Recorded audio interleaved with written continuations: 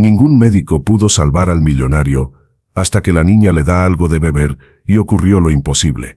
El sonido del primer jarrón estrellándose contra el mármol de la entrada fue tan estridente y violento que hizo estremecer los cimientos de la casa, o al menos, los cimientos del alma de Luisa. No fue un accidente, fue una puntuación, un estallido de ira pura que reverberó en cada rincón de la mansión de los Uribe, ahogando incluso el leve zumbido de los monitores médicos que, un piso más arriba, cantaban la elegía del hombre que yacía muriendo.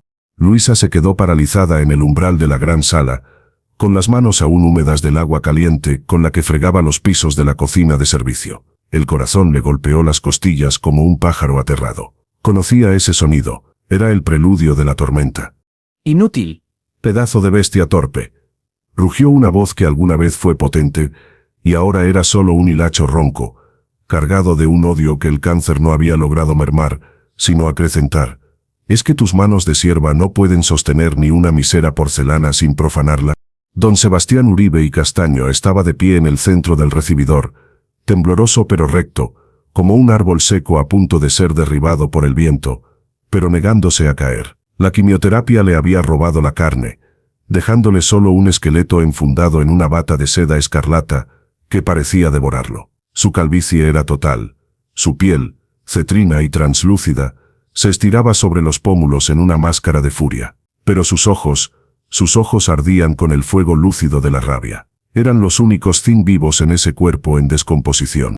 A sus pies, arrodillada sobre los fragmentos de porcelana Ming pintada a mano, yacía Elena, la joven sirvienta nueva. Una muchacha del campo, de apenas 19 años, con las mejillas encendidas por la vergüenza y el miedo, y unos ojos grandes y oscuros, que nadaban en lágrimas que no se atrevía a derramar. Con un trapo intentaba recoger los pedazos, sus dedos temblando tanto que se había hecho un pequeño corte, y una gota de sangre escarlata, del mismo color que la bata de don Sebastián, manchaba el blanco inmaculado del trapo. «Lo siento, patrón. Lo siento mucho, se me resbaló», balbuceó, su voz un hilo de voz quebrado por el pánico. «¿Se te resbaló?», la imitó con una sorna cruel venenosa. «Claro, a tus manos solo se les da bien revolver la basura, fregar letrinas y parir más miseria. La belleza, el valor, la historia, se te resbalan de entre esos dedos sucios. Esa pieza valía más que tu puto pueblo natal y los 10 generaciones de analfabetos que te precedieron». Luisa contuvo la respiración. Cada palabra era un clavo en su propio corazón. Miró hacia la escalera. Allí, semioculta en la penumbra del descansillo, estaba su hija, Valeria, 7 años. Sus grandes ojos, del color de la miel oscura, observaban la escena con una seriedad que no era propia de una niña. Estaba abrazada a un muñeco de trapo, descolorido y remendado, que era su tesoro más preciado. Luisa hizo un leve gesto con la cabeza, una orden silenciosa y desesperada. «Vete, no mires». Pero Valeria no se movió. Era como si estuviera clavada allí, absorbiendo cada detalle, cada vibración de odio. Don Sebastián tosió, un sonido húmedo y profundo, que le sacudió el cuerpo entero. Se apoyó en el bastón de ébano con puño de oro, que siempre llevaba consigo, y al hacerlo, su mirada barrió la estancia hasta posarse en Luisa. El desprecio en sus ojos se intensificó, mezclándose con algo más, un rencor antiguo profundamente arraigado. «Ah», la matriarca de la ineptitud escupió. «Vienes a recoger a tu cachorra de cría, a enseñarle cómo se rompe la vajilla de los que sí trabajan para ganarse la vida». Luisa apretó los puños, sintiendo la aspereza de la piel áspera y agrietada por los detergentes. Tragó saliva. 17 años, limpiando esta casa, comiendo las sobras de su opulencia, agachando la cabeza ante sus humillaciones. 17 años soportando el peso de su desdén por ser pobre, por ser mujer, por ser de allí, del mismo pueblo que Elena, de la misma miseria, como él decía. «Don Sebastián, por favor». Su voz sonó más firme de lo que se sentía. «Elena es nueva, está aprendiendo. Yo me haré cargo de los daños. Lo descontará de mi pago». Una sonrisa torcida, grotesca, se dibujó en los labios secos del hombre. «¿De tu pago?», rió. Un sonido áspero y sin alegría. «¿Crees que con lo que te pago en un año podrías pagar siquiera un fragmento de esto? Tu pago es una limosna, Luisa. Una limosna que te doy porque tu servilismo me divierte. Porque me recuerda cuán abajo se puede estar y seguir respirando». Señaló con el bastón a Elena, que seguía temblando en el suelo. Levántate, recoge esa porquería que fue arte y tírala a la basura, que es donde pertenece. Y tú, le dijo a Luisa, ve a traerme mi té, y que no esté frío esta vez. No soporto la mediocridad ni en las cosas más simples. Luisa asintió, sin decir palabra. Su dignidad era una moneda que había tenido que gastar hace mucho tiempo para poder seguir comprando pan. Agachó la cabeza, no en sumisión, sino para ocultar la fogarada de humillación y rabia que le quemaba las entrañas. Caminó hacia la cocina, sus zapatillas de fieltro no haciendo ningún ruido sobre el mármol pulido. Al pasar junto a la escalera, extendió la mano y tomó a Valeria de la suya. La niña estaba fría.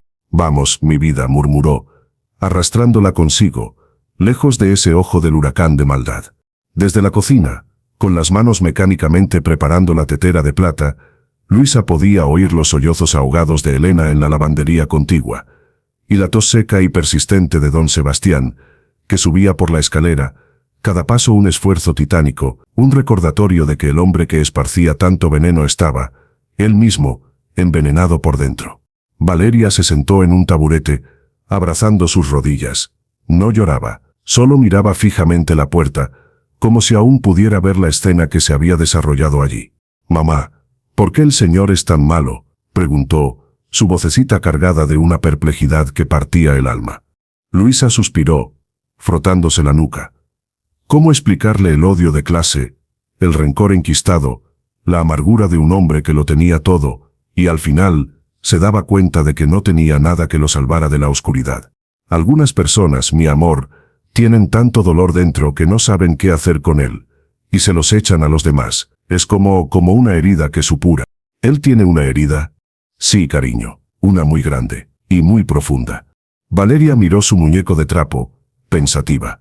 La abuela decía que para las heridas que supuran, se necesita la tisana de la abuela, con romero, miel de ulmo y la otra hierba, la que huele fuerte. Luisa no pudo evitar una sonrisa triste. La tisana de la abuela era un remedio casero de su pueblo, algo que usaban para las fiebres y las infecciones. Pensar que eso podría tener algún efecto en el cáncer que devoraba a un magnate era tan naif que resultaba conmovedor. Eso es para otras heridas, mi vida. Las de don Sebastián no las cura ninguna tisana. En ese momento un sonido diferente cortó el aire. No era la tos, era un golpe sordo, seguido de un crujido, y luego gritos de alarma que venían de arriba. Luisa se quedó petrificada, la tetera humeante en la mano. «Señora Luisa, venga rápido, es el patrón», gritó desde arriba otra de las empleadas, asomándose por la barandilla con el rostro desencajado. El té se olvidó. La humillación se olvidó. Solo quedó el instinto primal de años de servicio, mezclado con una punzada de pánico auténtico. Corrió escaleras arriba, con Valeria pisándole los talones como una sombra pequeña y silenciosa. La habitación de don Sebastián era un caos de actividad contenida. El doctor Salinas, su médico personal, y una enfermera se arremolinaban alrededor de la cama. Don Sebastián yacía en medio de las sábanas de hilo egipcio inconsciente. Su respiración era un estertor horrible, un ruido de burbujeo profundo que parecía venir de un pozo sin fondo. Se había desplomado. En la mesilla de noche, un vaso de agua volcado mojaba una edición de lujo de algún libro de economía. «Su saturación está por los suelos», gritó el doctor, aplicándole oxígeno con una mascarilla que parecía ahogarlo más. «Llama a la ambulancia. Otra vez. Y que preparen todo en la clínica. Esto es.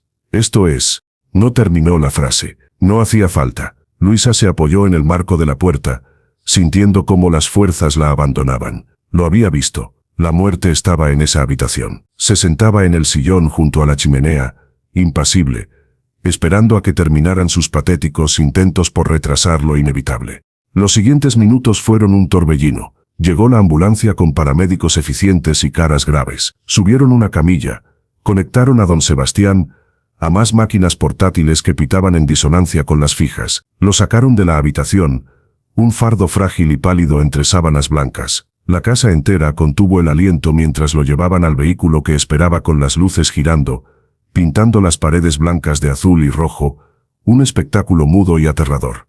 El doctor Salinas se quedó un momento, pasándose una mano por el rostro. Olía a miedo y a fracaso. «Luisa», dijo con una voz cansada. Prepárese. No creo que vuelva a esta casa. Hemos probado todo. Todo. No hay nada más que hacer. Solo esperar. Ella asintió, muda. ¿Qué se podía decir? Cuando el doctor se hubo marchado, Luisa se encontró sola en el pasillo, con el eco de las sirenas muriendo en la distancia. Bajó las escaleras lentamente, cada paso un peso muerto. La mansión, siempre llena de una opulencia silenciosa, ahora parecía un mausoleo, un palacio vacío esperando a su rey difunto. En el recibidor, los fragmentos de la porcelana Ming aún estaban esparcidos por el suelo, destellando bajo la luz del inmenso candelabro de cristal, un recordatorio absurdo y cruel de la prioridad de una vida sobre otra, de lo que realmente importaba.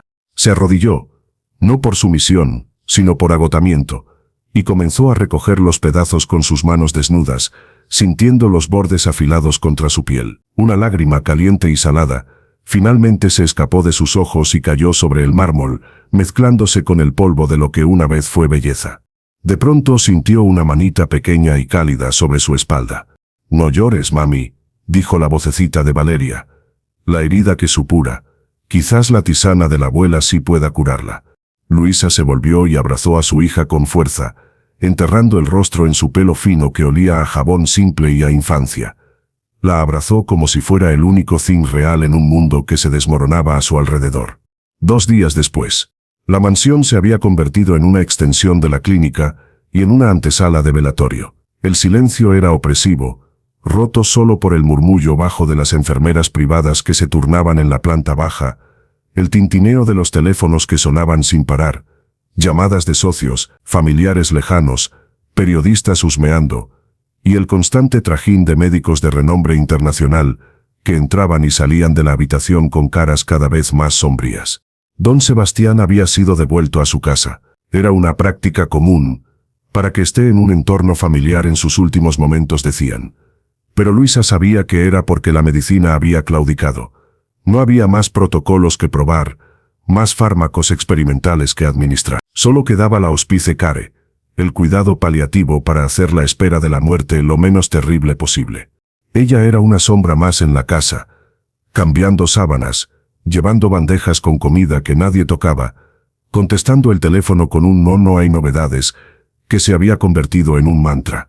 Pero su mente estaba en otra parte, en la humillación de Elena, que había renunciado esa misma mañana, demasiado asustada para quedarse, en los fragmentos de porcelana que había barrido, en los ojos de su hija que observaba todo con una quietud inquietante. Valeria pasaba las horas sentada en las escaleras, dibujando en un cuaderno viejo con lápices de colores gastados, o simplemente mirando fijamente la puerta cerrada de la habitación de don Sebastián. A veces, Luisa la encontraba con la mirada perdida, como si escuchara algo que los demás no podían oír.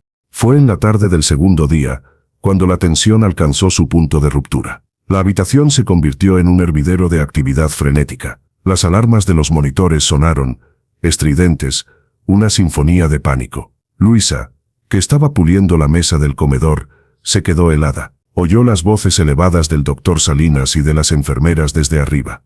«Está entrando en paro respiratorio. Prepárenle la adrenalina». No responde. La saturación se desploma. El corazón de Luisa se aceleró.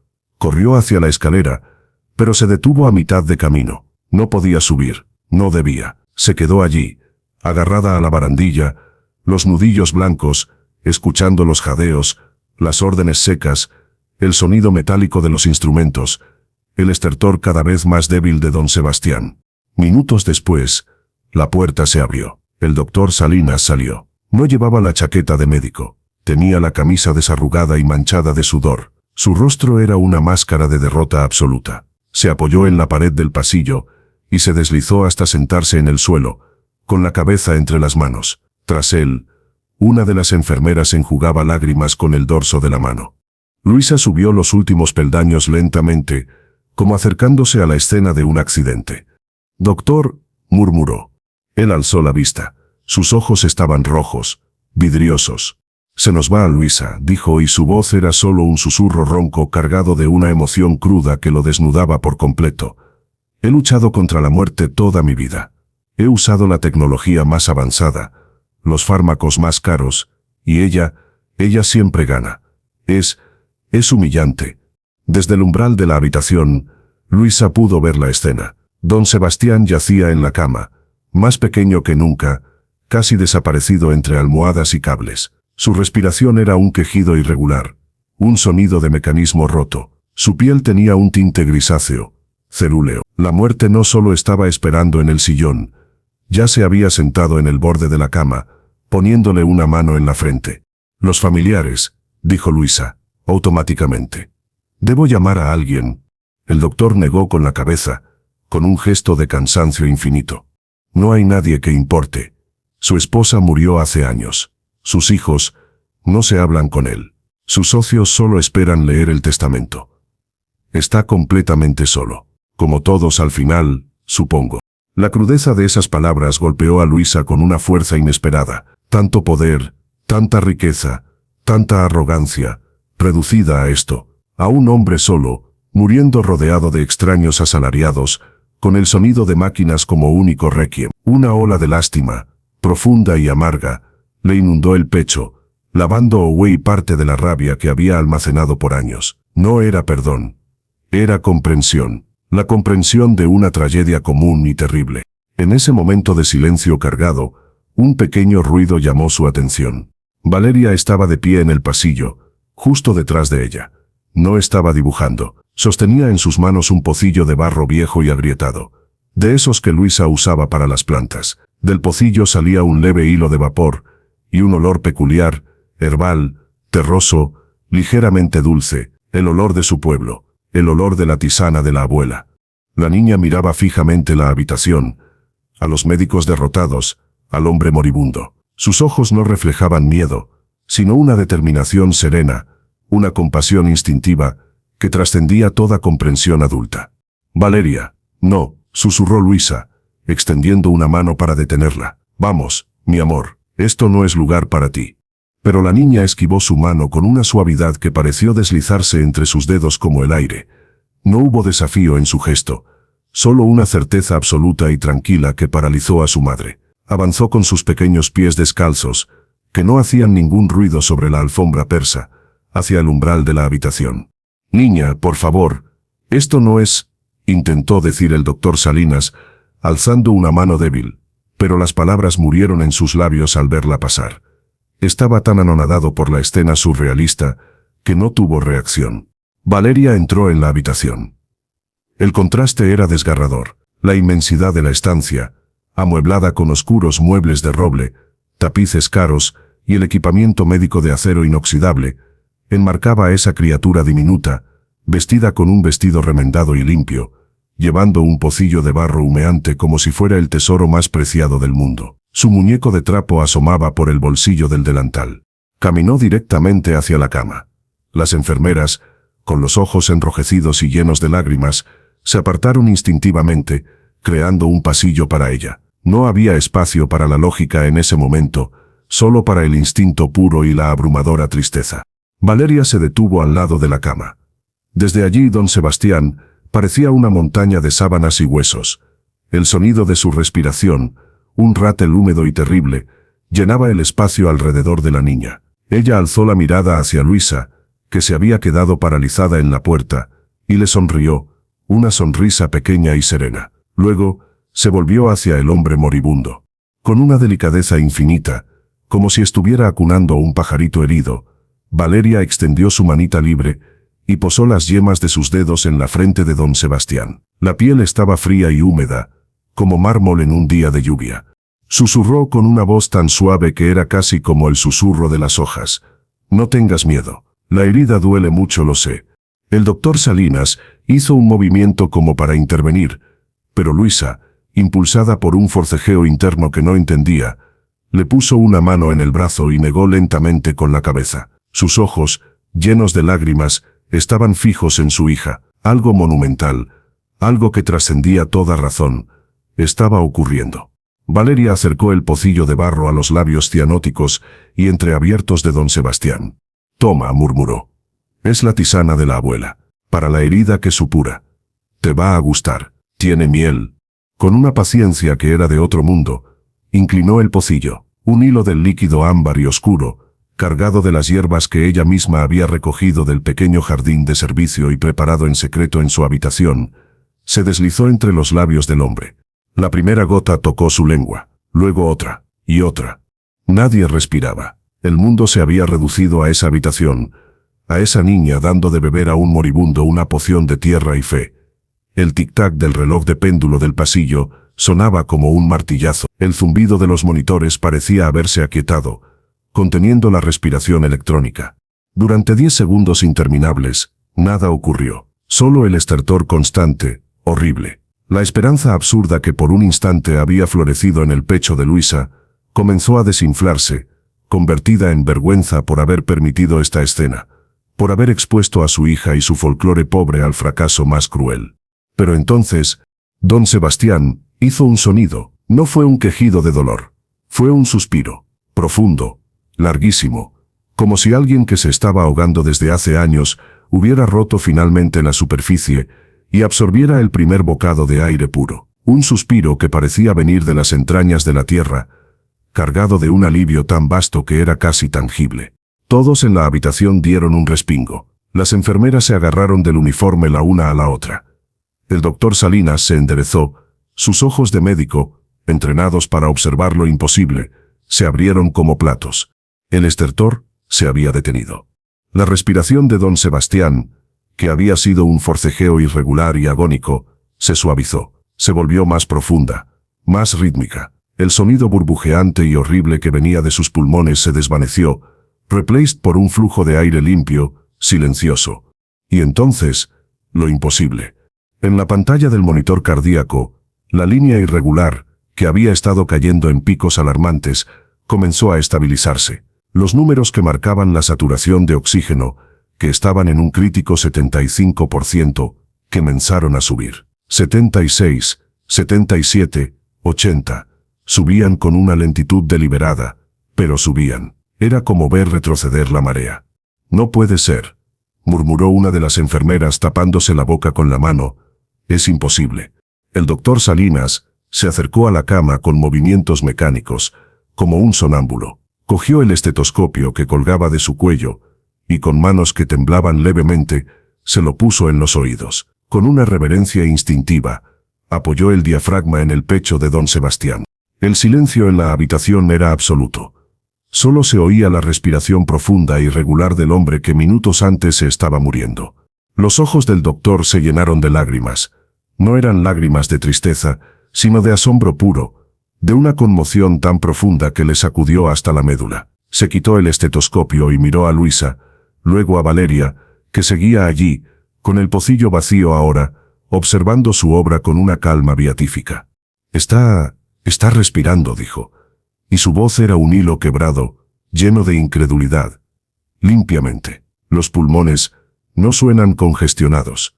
Es como si, no pudo terminar. Una lágrima gruesa rodó por su mejilla y cayó sobre la sábana blanca. La enfermera a su lado rompió a llorar en silencio, los hombros sacudidos por los sollozos. El otro médico, más joven, se apoyó contra la pared, pálido, murmurando, Dios mío, una y otra vez. La frialdad clínica, la arrogancia de la ciencia, se había evaporado. En su lugar, solo quedaba la emoción humana, cruda y vulnerable, ante un milagro que no podían explicar. Estaban empapados en lágrimas, no de dolor, sino de un asombro que les había quebrado el alma. Luisa se acercó tambaleándose. Sus piernas no la sostenían. Se arrodilló junto a la cama y tomó el rostro de su hija entre sus manos. Valeria.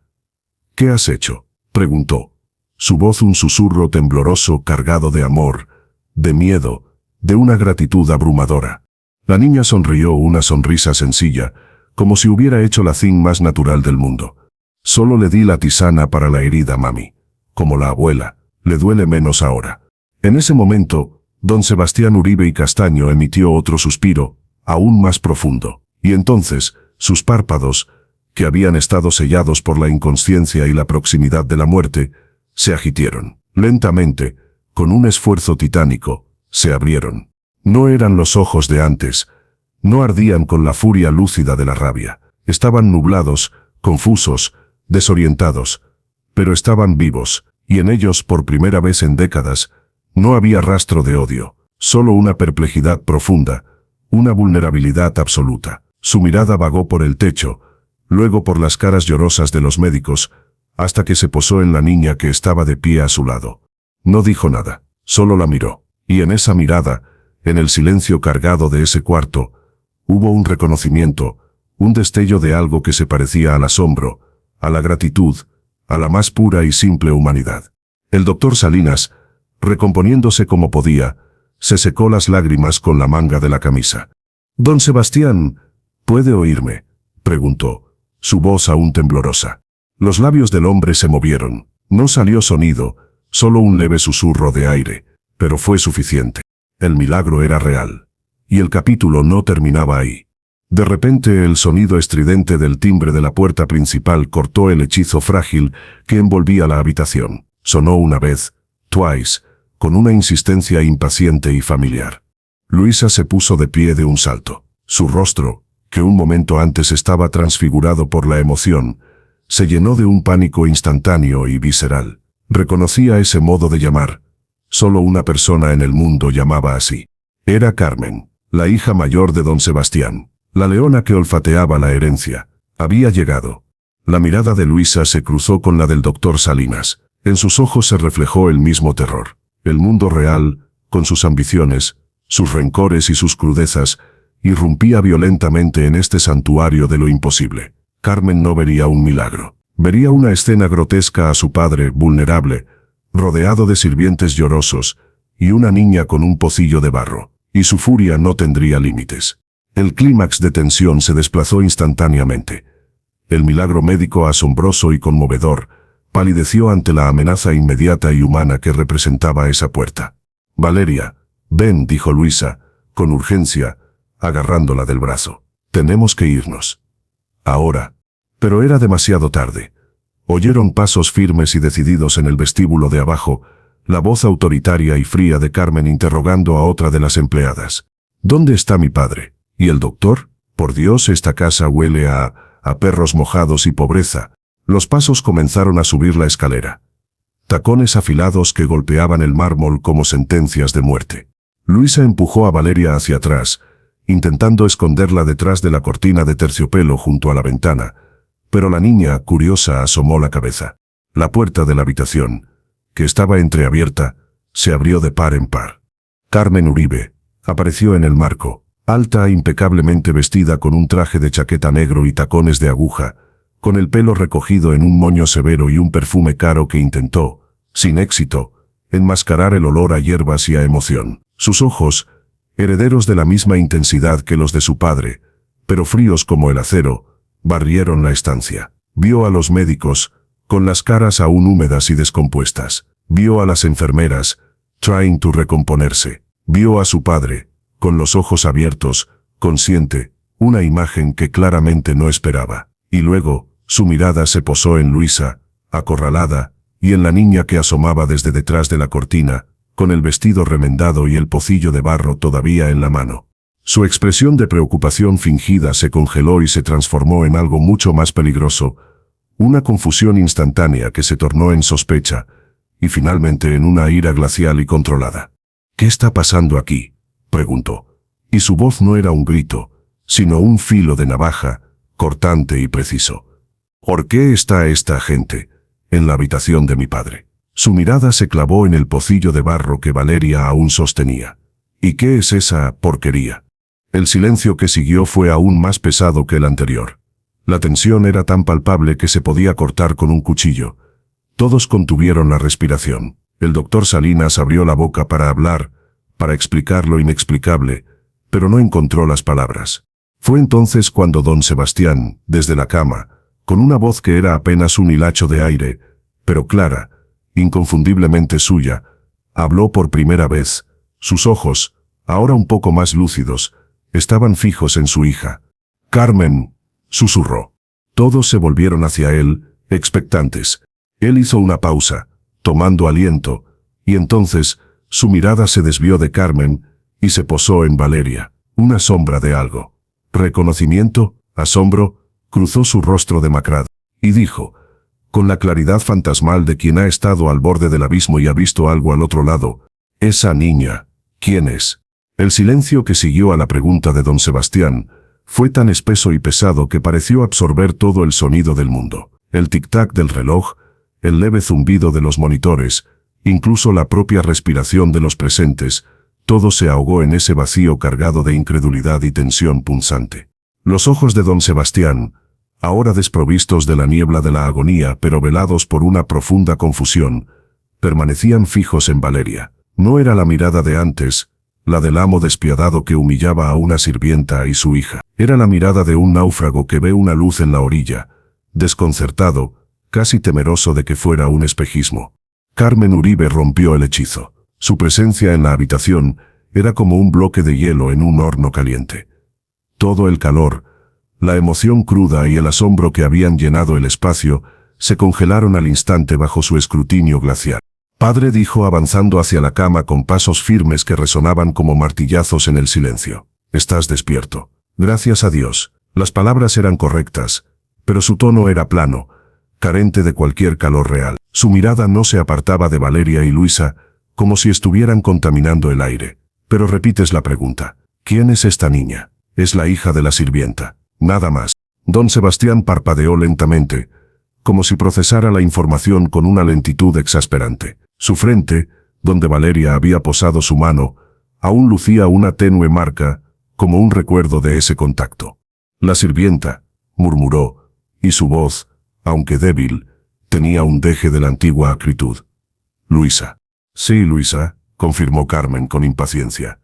Y esa es su retoña. Ahora, doctor Salinas, se giró hacia él, tomando el control de la situación con la autoridad de quien está acostumbrado a dar órdenes. ¿Puede explicarme qué ha ocurrido aquí? Recibí una llamada diciendo que mi padre que se estaba yendo, y ahora lo encuentro despierto, con esta gente pululando. Y ustedes, su barrido a los rostros aún húmedos de los médicos fue de puro desprecio. Llorando. El doctor Salinas se aclaró la garganta, tratando de recomponer su profesionalismo hecho añicos. Se ajustó las gafas, una armadura frágil. Señorita Uribe, ha ocurrido algo inesperado. Su padre experimentó un paro respiratorio severo. Su pronóstico era terminal en cuestión de minutos. No hay explicación médica para lo que ha pasado. Su estado ha mejorado de forma drástica y repentina. ¿Repentina? Carmen arqueó una ceja perfectamente delineada. ¿Se refiere a una remisión espontánea? ¿Un error en el diagnóstico? No, intervino la enfermera mayor, una mujer de cabello gris y ojos cansados que había visto morir a muchas personas y a quien las lágrimas del doctor no le parecían una vergüenza, sino un honor. No fue espontáneo, fue ella. Señaló directamente a Valeria, que se apretaba contra las piernas de su madre. La niña le dio algo de beber, una tisana, y él empezó a respirar. Carmen los miró a todos, uno por uno, como si estuviera evaluando un grupo de lunáticos. Una sonrisa fría, incrédula, se dibujó en sus labios. Está diciendo seriamente que la hija de la limpiadora, con un brebaje de brujería, ha hecho lo que todo el equipo médico de la clínica y sus costosos tratamientos no pudieron. Soltó una risa corta, seca, carente de todo humor. Eso es absurdo, es ridículo, es patético.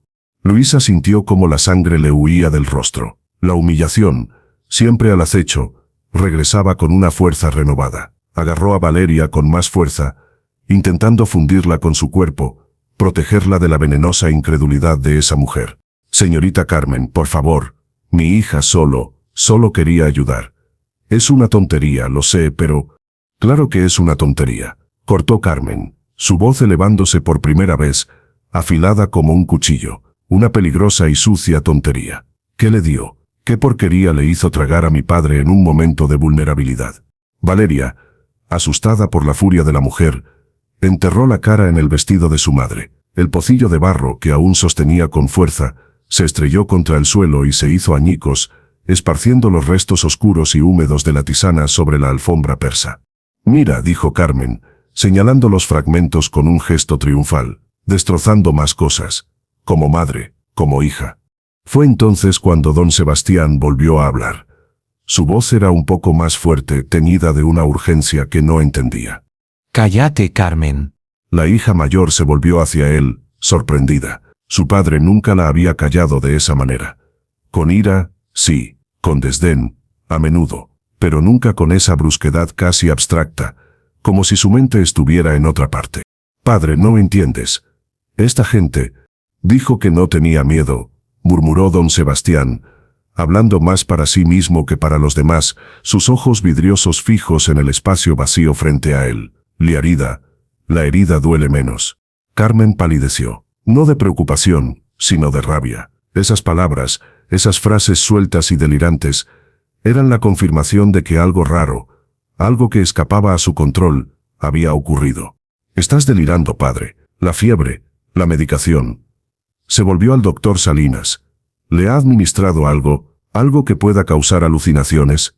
No, protestó el doctor ofendido. Su mejora es real, señorita Uribe. Los monitores no mienten. Sus signos vitales se han estabilizado de manera inexplicable. No son alucinaciones, es un hecho. El único hecho aquí, espetó Carmen, recuperando la compostura y enfundándose en su armadura de pragmatismo, es que mi padre ha tenido una mejoría milagrosa, gracias a Dios y a su constitución fuerte. Cualquier otra sugerencia es una superstición vulgar, que no toleraré bajo este techo. Su mirada se clavó en Luisa como un puñal. Usted y su hija fuera. Ahora, vuelvan a sus quehaceres, y que esto no se vuelva a repetir. ¿Está claro? Luisa asintió, muerta de vergüenza y de un miedo helado. Agachó la cabeza y, agarrando a Valeria, casi arrastrándola, salió de la habitación. Al cruzar la puerta, lanzó una última mirada furtiva hacia la cama. Don Sebastián la estaba mirando. O más bien, miraba a Valeria. Y en sus ojos ya no había confusión, sino una curiosidad intensa, profunda, casi hambrienta. El pasillo fuera de la habitación pareció expandirse y contraerse alrededor de Luisa. El sonido de su propia sangre bombeando era un rugido en sus oídos. Bajó las escaleras tambaleándose, con Valeria pegada a su lado, la niña ahora llorando en silencio, conmocionada por la furia de la mujer elegante. ¿Por qué se enojó tanto, mami?, preguntó Valeria entre hipos. Solo quería que dejara de dolerle. Luisa se detuvo en el descansillo, abrazándola con fuerza. Sentía los pequeños huesos de su hija, su calor, su inocencia radiante que chocaba contra la fealdad del mundo. Porque algunas personas no entienden las cosas simples, mi amor. Porque tienen el corazón cerrado. Al llegar a la cocina, el contraste fue brutal. El olor a lejía y a comida simple reemplazó el aroma cargado de medicinas y emociones. La realidad chata y dura del servicio se imponía de nuevo, pero algo había cambiado. Luisa no podía sacudirse la imagen de los ojos de don Sebastián en Valeria. No era gratitud, era reconocimiento, y eso le daba más miedo que la furia de Carmen. Arriba en la habitación, la tensión se había transformado. Carmen despachó a las enfermeras con un gesto. Necesito hablar con el doctor a solas, y con mi padre. Cuando se quedaron los tres, Carmen cerró la puerta. Ahora hablemos con claridad, doctor. ¿Qué demonios acaba de pasar? El doctor Salinas respiró hondo. Le he dicho la verdad, señorita Uribe. No tengo explicación. Su padre estaba muriendo. La niña le dio un brebaje de hierbas. Y él revivió. Es todo lo que sé. Es imposible, insistió Carmen, pero su voz carecía de la convicción de antes. Había visto la evidencia en los monitores. Había visto los ojos de su padre. Debe haber una explicación lógica, algo en esa mezcla que interactuó con la medicación. Un estimulante, algo. Analizaré los restos de la alfombra, si lo desea, dijo el doctor, resignado. Pero se lo advierto, es improbable. Hágalo, ordenó Carmen. Y ahora, déjenos solos. El doctor Salinas asintió y salió de la habitación, sintiendo el peso de lo inexplicable aplastando sus décadas de conocimiento. Carmen se acercó a la cama. Su padre la miraba ahora, con una lucidez creciente. Carmen, dijo. La niña. ¿Cómo se llama? ¿Qué más da?, replicó ella con exasperación. Es la hija de la sirvienta. Valeria, creo. Algo así. Valeria, repitió don Sebastián, como si probara el sabor del nombre. Su mano, en mi frente, hizo una pausa, y un escalofrío le recorrió el cuerpo. Era como la de Elena. Carmen se quedó helada. Elena. El nombre era una llave que abría una caja de Pandora de rencores familiares. ¿Elena? Elena, la que despediste hace años. De la que nunca volvimos a saber. ¿Qué tiene que ver ella? Don Sebastián no respondió directamente. Su mirada se volvió hacia la ventana, hacia el mundo exterior que había estado a punto de abandonar. Eran del mismo pueblo, Luisa y Elena, del mismo valle. Volvió la mirada hacia su hija, y sus ojos tenían ahora una intensidad aterradora. Carmen, necesito que averigües algo que creí que no importaría nunca. ¿Averiguar qué?, preguntó Carmen, con un nudo de aprensión en el estómago. Don Sebastián respiró hondo, y por primera vez en años, fue una respiración que no le dolió. Averigua sobre Elena. ¿Qué fue de ella? Hizo una pausa dramática, su siguiente palabra cayendo como una losa en la habitación silenciosa. Averigua si tuvo un hijo. El mundo de Carmen, construido sobre certidumbres de poder y control, se tambaleó. Las piezas comenzaron a encajar de una manera horrible y grotesca. La insistencia en la niña, la mención de Elena, la similitud que él creía ver o recordar. Padre. Su voz era solo un susurro. ¿Qué estás insinuando? Don Sebastián cerró los ojos, agotado por el esfuerzo, pero una línea de pensamiento, clara e implacable, se había despertado en su mente. No lo sé, pero necesito saberlo. Esa niña, Valeria, abrió los ojos de nuevo, y había en ellos un destello de su antigua ferocidad, pero dirigida hacia un objetivo completamente nuevo. Quiero verla de nuevo. Tráemela, ahora.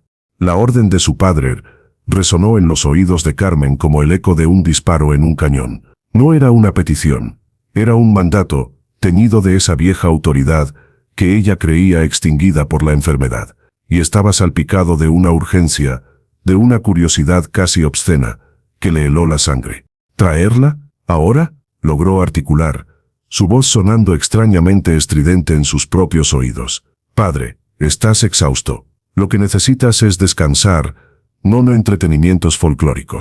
Los ojos de don Sebastián, que momentos antes parecían perdidos en la neblina, se clavaron en los de ella con una intensidad renovada. No era la furia de antes, sino algo más profundo, más obstinado. No me has entendido, Carmen. No es una sugerencia. Hizo una pausa, jadeando levemente, pero sin el ratal terrible de antes. Tráeme a la niña, y a la madre, ahora.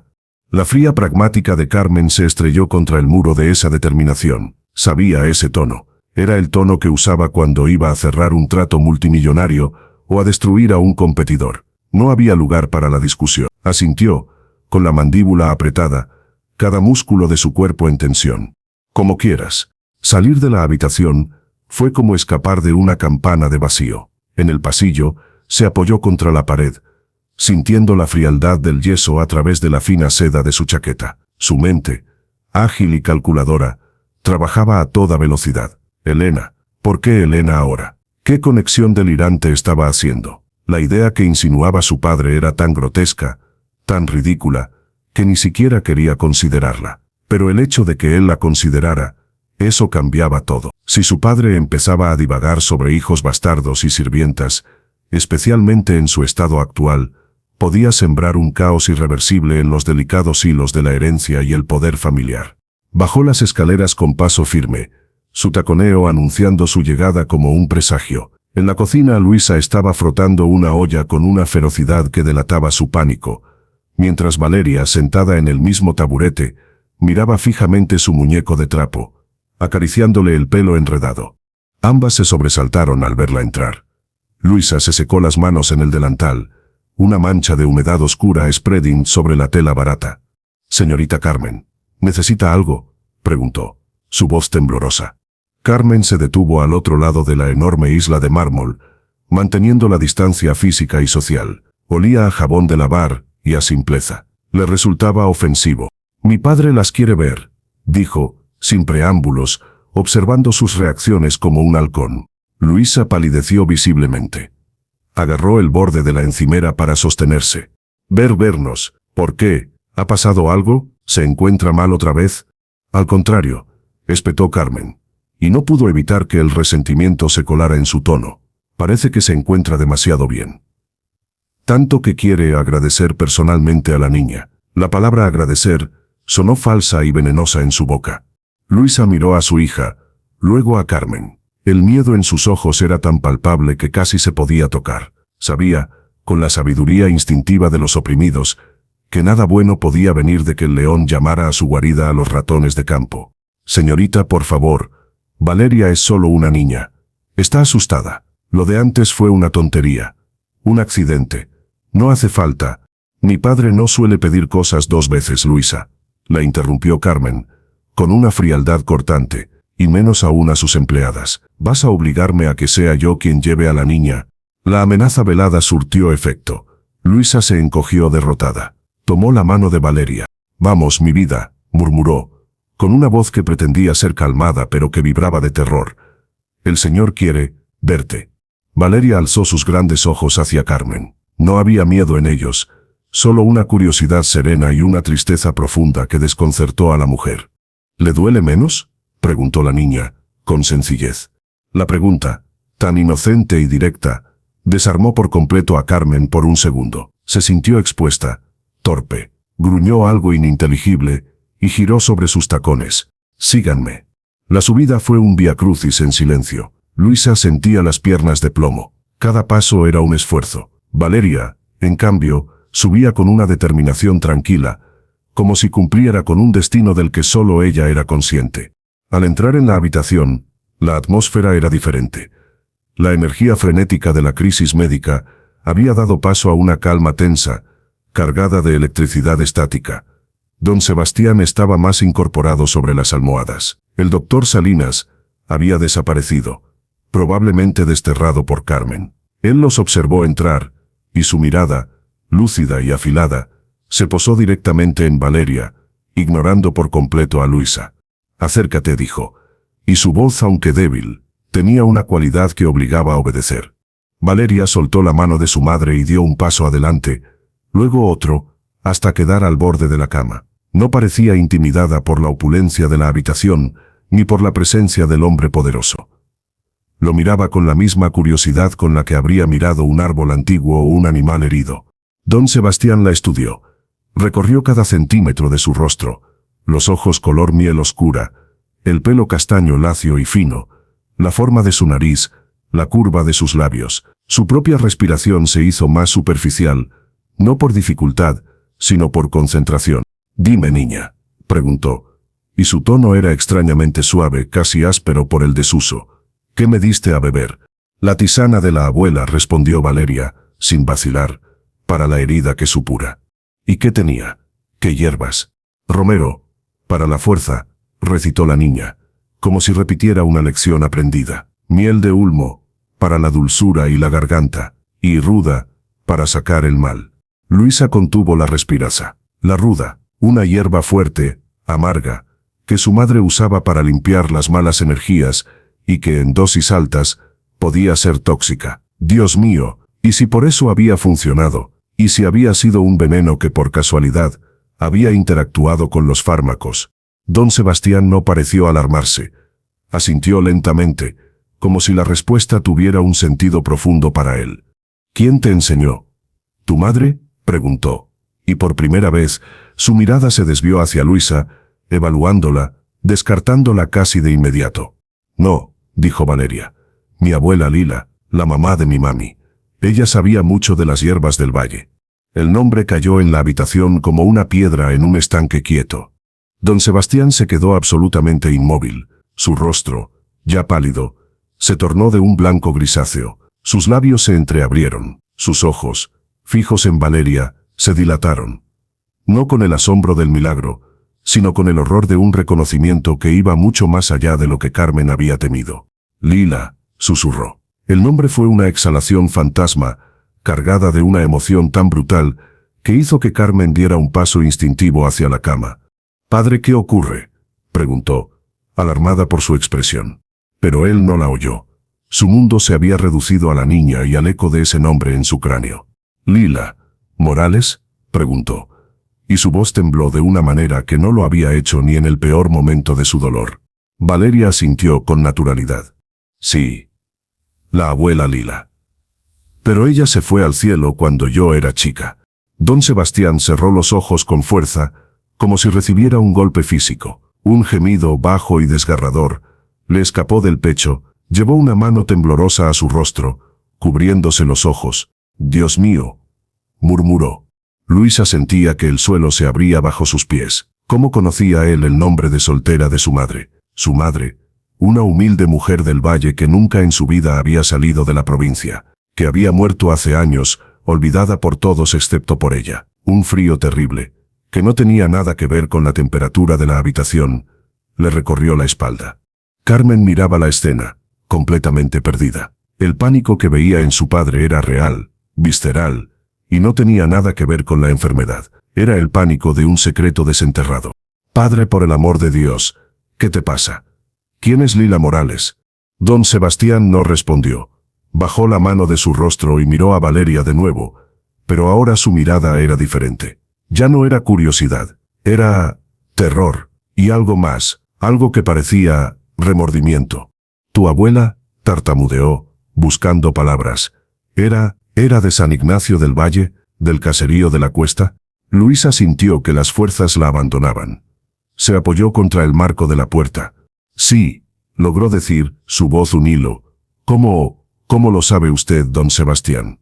Él giró la cabeza hacia ella, y por un instante, Luisa vio a través del hombre poderoso, del tirano, y vislumbró a un joven asustado, atrapado en el tiempo. Sus ojos brillaban con una humedad que no eran lágrimas de dolor físico. San Ignacio, repitió, como si saboreara un fantasma. Hace mucho tiempo. Antes de todo esto, hizo un gesto vago que abarcaba la habitación, la mansión, su vida entera. Se quedó en silencio, luchando contra una marea de recuerdos que evidentemente había mantenido ahogados durante décadas. Todos contenían la respiración. La habitación era un teatro de revelaciones silenciosas, cada una más explosiva que la anterior. Finalmente, su mirada, ahora cargada de un peso insoportable, volvió a posarse en Valeria. La estudió de nuevo, pero esta vez no buscaba un parecido con Elena, buscaba algo más profundo. Luisa dijo, y su voz era áspera. El padre de Valeria, ¿quién es? La pregunta, directa y brutal, golpeó a Luisa en el estómago. Se llevó una mano a la boca, como para contener un grito. Era la pregunta que más temía, la que había esquivado toda su vida, incluso con su propia hija. Señor, eso no importa, balbuceó, sintiendo cómo el calor del rubor y la vergüenza le subía por el cuello. Un hombre que no estuvo, se fue. Es lo único que importa. ¿Cómo se llamaba?, insistió don Sebastián, con una ferocidad repentina que los hizo saltar a todos. Dime su nombre. No lo sé, estalló Luisa derrotada, las lágrimas brotando finalmente de sus ojos. No lo recuerdo, solo fue un verano. Fue un error. ¿Qué más da? Ella es mi hija y basta. Valeria, asustada por el grito de su madre y la intensidad del hombre, retrocedió y se refugió contra las piernas de Luisa, enterrando la cara en su delantal. Don Sebastián la observó, a la niña asustadiza aferrada a su madre, y entonces, algo se quebró en su rostro. La furia se desvaneció, replaced por una expresión de una pena tan abismal, tan devastadora, que era casi insoportable de contemplar. Todos los rasgos se le suavizaron, los labios le temblaron. Sus ojos, fijos en el pelo castaño de Valeria, se anegaron de lágrimas que no derramó. Claro, susurró. Más para sí mismo que para ellos. Un error, un verano. San Ignacio. Hizo una pausa larga tremenda. El silencio era tan absoluto que se podía oír el leve crujido de la seda de las sábanas, cuando su mano, temblorosa, se alzó. No señaló, solo extendió los dedos, delgados y pálidos, hacia Valeria. Y entonces, dijo las palabras que hicieron que el mundo de Luisa y el de Carmen se detuvieran por completo y se hicieran añicos. Esa niña, dijo, y cada palabra era un esfuerzo titánico, cargado de un dolor de décadas. Esa niña no es tu hija, Luisa. Luisa lo miró, atónita, sin comprender. ¿Qué dice? Es tu hermana. El aire salió de los pulmones de Luisa en un jadeo seco. Sintió que la cabeza le daba vueltas. El suelo se movió bajo sus pies. Agarró a Valeria con fuerza, como si alguien intentara arrebatársela. «Está usted delirando», gritó, su voz quebrada por el pánico y la incredulidad.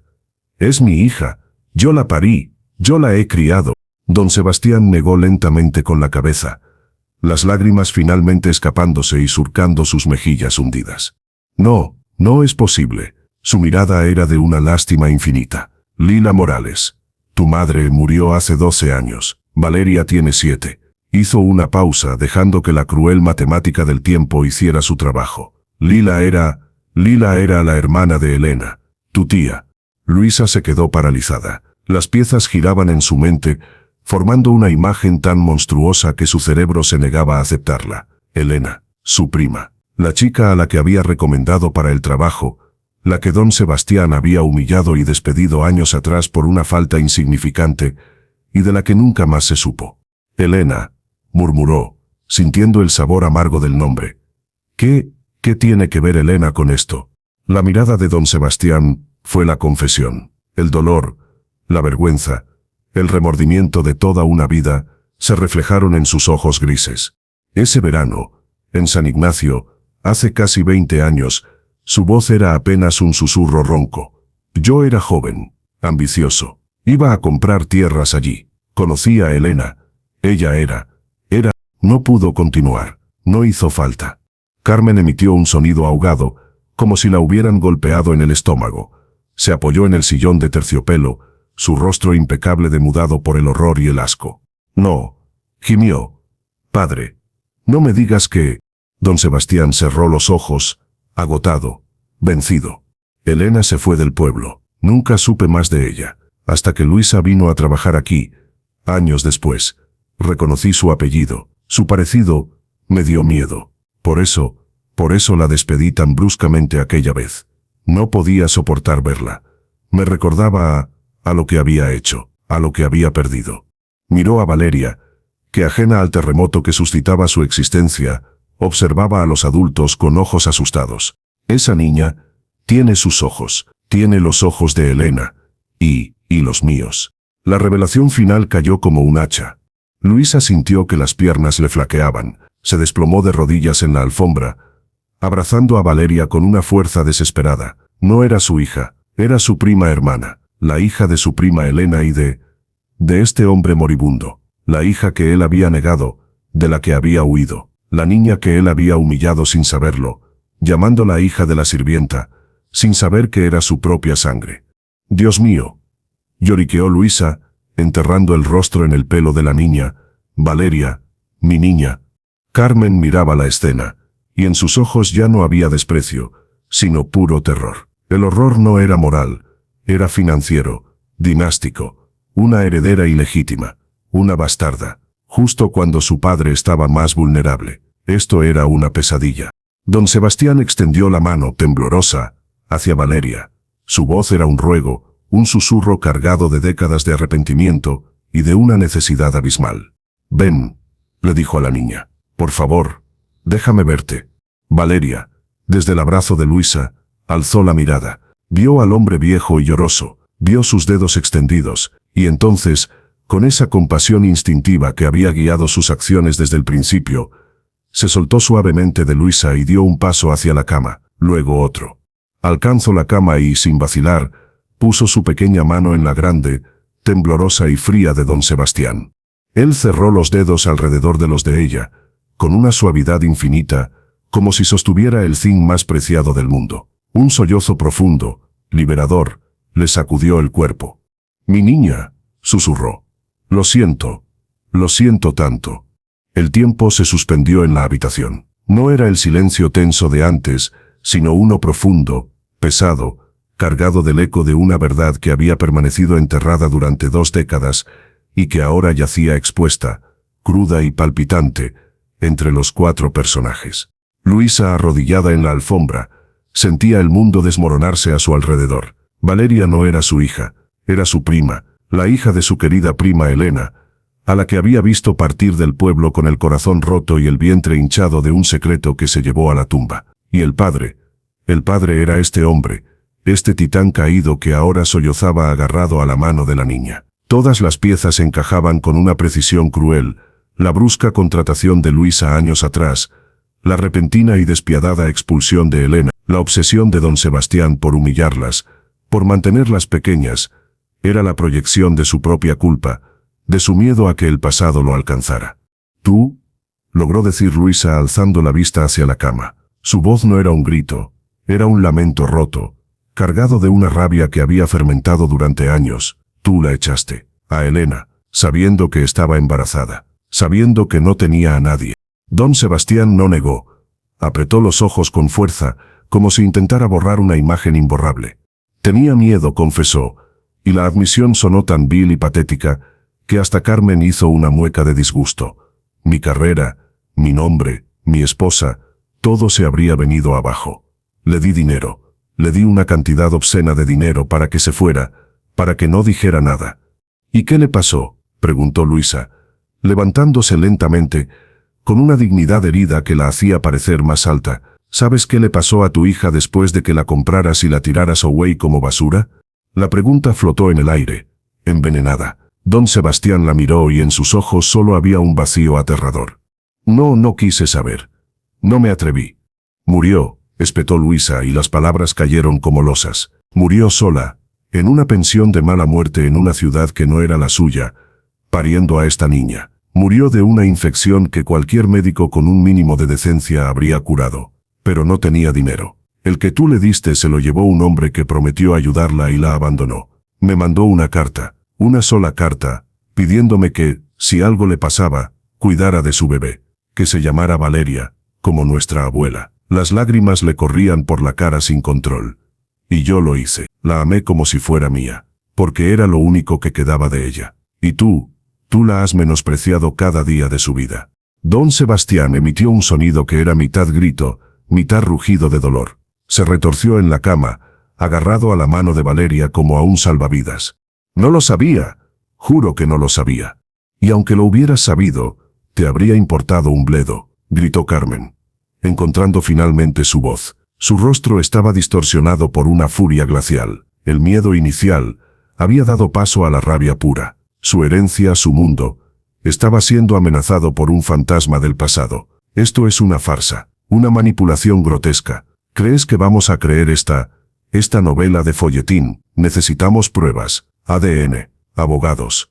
Cállate, Carmen, rugió don Sebastián, con una fuerza que los sobresaltó a todos. Se incorporó, apoyándose en los codos, su cuerpo consumido por la enfermedad, pero su espíritu incendiado por la verdad. He pasado mi vida escuchando el ruido de mi propia avaricia. No voy a escucharte a ti en mis últimos momentos. Su mirada se volvió hacia Luisa, suplicante, rota. Perdóname, por favor, no por mí, no lo merezco, pero por ella, por Valeria.